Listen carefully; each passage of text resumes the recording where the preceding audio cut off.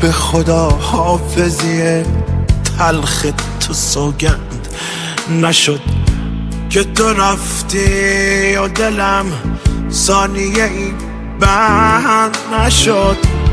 لب تو میوه ممنوع ولی لبهایم هرچه از طعم لب سرخ تو دلکند نشد.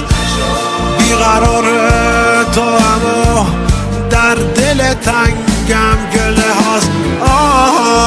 بیتاب شدن عادت کم حوصله هاست.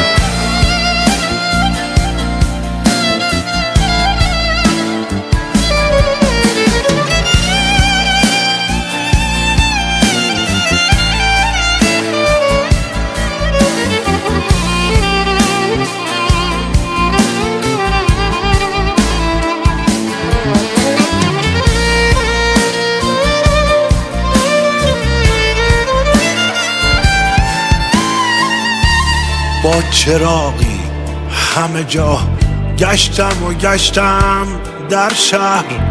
هیچ کس اینجا به تو مانند نشد.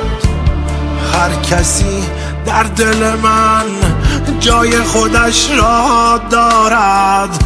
جانشین تو در این سینه خداوند نشد.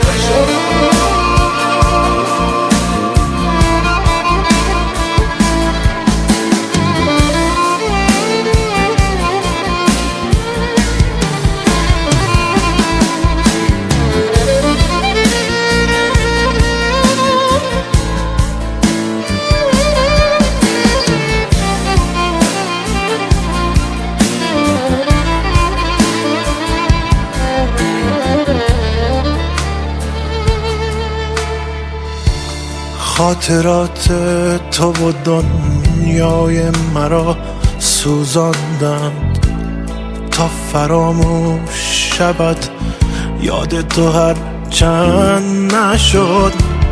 من دهان باز نکردم که نرنجی از من مثل زخمی که لبش باز به لبخند. بیقرار تو اما در دل تنگم گله هاست. بیتاب شدن عادت کم حوصله هاست.